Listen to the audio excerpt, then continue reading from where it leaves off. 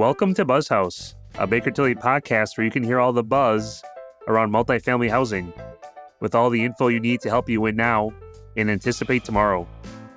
Hi, I'm Don Bernards, the principal in charge of Baker Tilly's multifamily housing practice. And I'm Garrick Gibson, a principal at Baker Tilly, also specializing in consulting on multifamily housing transactions across the country. Let's get started.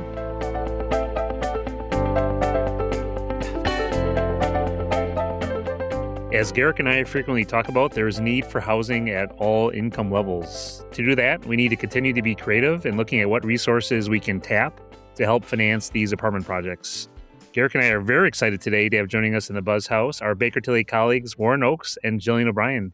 Hey, Warren. Hey, Jillian. Thanks for joining us today. Thanks. Glad to be here. We're going to start talking about what EB-5 is for those who are not familiar with it and discuss how it could be used for housing projects, and then also what type of housing projects, and end up with a discussion around legislation. Now we're going to jump right in. Garrick's going to jump right into our discussion with Warren and Jillian. Garrick? Thanks, Don, and Warren and Jillian. Thanks for being on BuzzHouse. But before we jump in with some specific questions around EB-5 and housing, why don't you give our listeners some insight in your professional backgrounds and the service you provide with Baker Tilly? We'll start with you, Warren. Sure. Thanks for having us on here. Very excited to share the EB-5 world with the bigger financing space, especially for real estate financing. I started off in the EB-5 space in 2013, so a little over a decade now.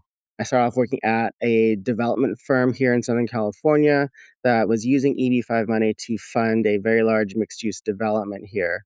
So I cut my teeth there, figured out how EB-5 is effectively used for a project, figured out, there's a lot of rules and regulations around it, especially today. From there, I moved on to teaching people about EB-5 on an online platform. And then for the longest time, I've actually been working, before working at Baker Tilly, I was working at an immigration law firm that focused on EB-5. And I specialized in helping developers, like our clients and friends here at Baker Tilly, to effectively use EB-5, structure their projects effectively, and remain in compliance. I also helped regional centers, which are entities that help sponsor EB-5 projects, to start off from the ground up and then remain in compliance. I'll share next. So I've been in the EB-5 space since 2012, and I've spent most of my career prior to coming to Baker Tilly growing, starting, and successfully operating an EB-5 regional center in Massachusetts. Today, my work is primarily centered on advising regional centers and project developers that want to put together qualified EB-5 projects. At Baker Tilly, we can help prepare an EB-5 compliant business plan, economic report, and a targeted employment area letter.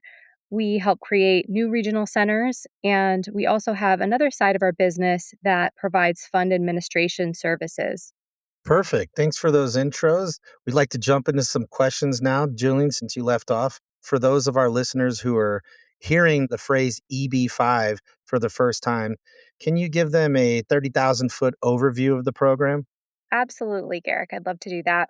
EB-5 stands for Employment-Based Fifth Preference, which is an U.S. visa category that allows a foreign individual to invest capital into job-creating businesses in the United States.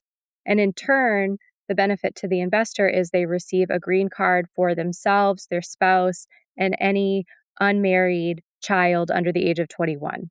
In 1992, Congress created a EB-5 Regional Center pilot program, which allowed for investors to pool their capital into projects together.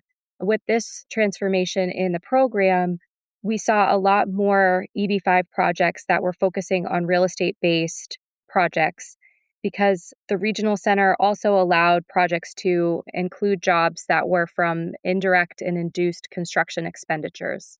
Thank you very much for that, Jillian, that 30,000-foot overview. Turn over to Warren. Garrick and I, when we were first kind of brainstorming with you two, excited to hear that EB-5 has and is being used for the development of new multifamily projects. Can you discuss how this capital even might flow or structured into a multifamily housing real estate project? Sure, absolutely. EB-5 is effectively used as a cheaper source of financing for developers across the United States. While that's a good thing, it's not necessarily fast financing. So this is a major caveat that I'd really like people to understand here, which is EB-5 is good to use, But you probably need to set up other sources of short-term financing that will help your project to continue to develop while you're waiting for EB-5 money to come in. And then once the EB-5 money does come in, you can use that EB-5 funding to take out the short-term financing.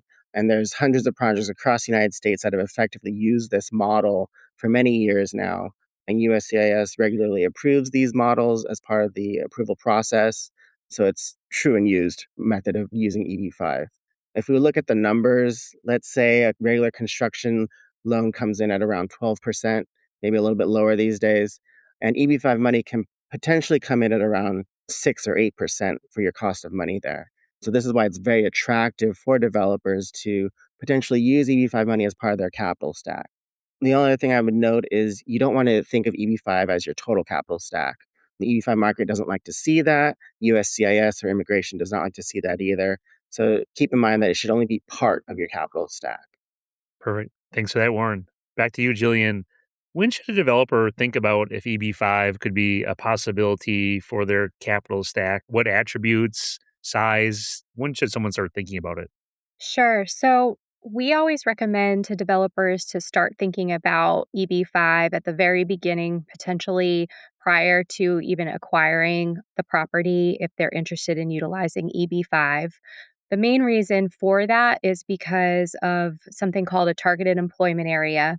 And that is based on the physical address of a project. And we look for the targeted employment area because it allows an investor to invest at a lower threshold at an $800,000 level rather than $1,050,000. So if a project is located in a targeted employment area, it makes it a much more marketable project in a very competitive EB-5 market. So we would want to check that for the developer right at the very beginning. Once we've identified whether the project's in a targeted employment area, we can also help by checking how many jobs are going to be created by the project by running a preliminary analysis based on the developer's construction budget and the construction timeline of a project. So we'll take some data points into consideration and we can provide a preliminary analysis that will say how many jobs that this project can provide for the investors. And then that will help the developer to determine how much EB-5 money that they can raise.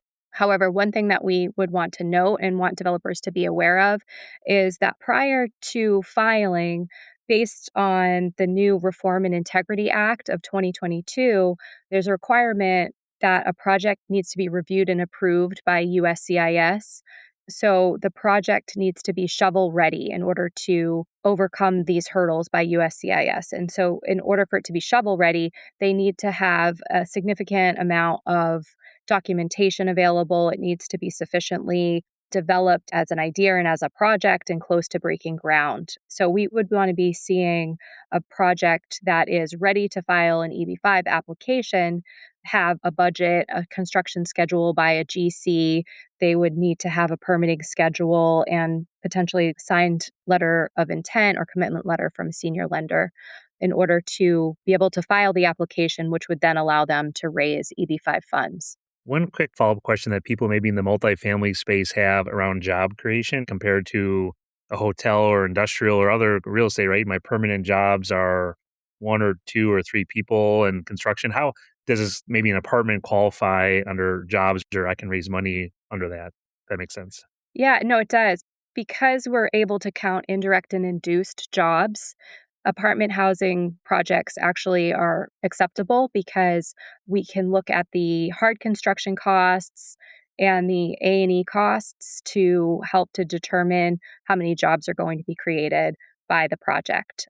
And so that in turn, obviously a larger project is going to create more jobs based on the amount of money that is being expended. So particularly projects that are lasting over 24 months, we are able to get full benefit from the construction jobs that are being created by that project. Perfect, perfect. Shifting gears here, this is for you, Warren.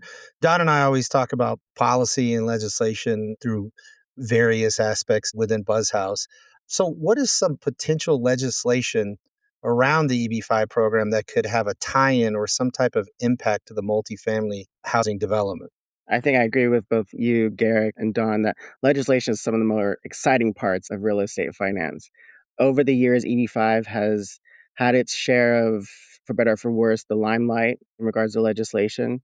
The better part is EB-5 is one of the few programs in the nation that still has bipartisan support from both sides of the aisle. It's great to hear politicians realize after so many years that EB-5, sure, it's tied to a green card, but the ultimate goal of the EB-5 program is actually creating investments in the US that result in creating full-time jobs for US workers. And there's been a number of studies that are out there that actually prove this time and time again. Current legislation, though, is focused on renewing the program.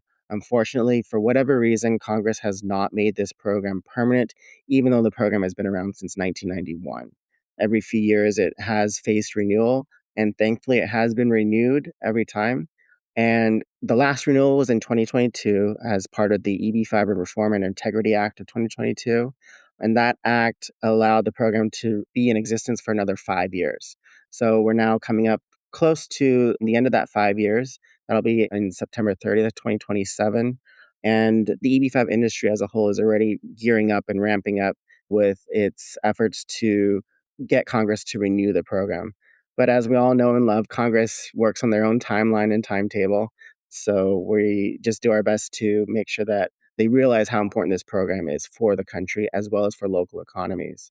One interesting piece of legislation that has recently come up is there is a congressman in, I believe, Colorado that has put forth a piece of new legislation to renew the program, but also make a special set aside that is geared towards multifamily as well as low income housing developers. This would make it more attractive for EB-5 investors to invest in these specific types of development projects. The EB-5 investors would receive priority processing of their applications, and they'd be able to invest at the lower $800,000 investment level. So it's all very exciting. This bill has received a tremendous amount of support from within the EB-5 industry, and it just makes sense. The US has a big need for more housing, especially on the coast and elsewhere throughout the country. And EB-5 is such a good and useful tool in order to help finance these developments. Very good. That's it for this episode of BuzzHouse, discussing the EB-5 program with our Baker Tilly colleagues Warren Oakes and Jillian O'Brien and how EB-5 is being utilized around multifamily housing development. Any more questions around EB-5, please reach out to Warren and Jillian. Once again, I'm Don Bernards. And I'm Garrick Gibson. Don't forget to subscribe so you don't miss an episode. For additional resources around multifamily housing, check out bakertilly.com. If you have a suggestion for the show, email us at build@bakertilly.com. That's BUILD at bakertilly.com. See you next time on BuzzHouse.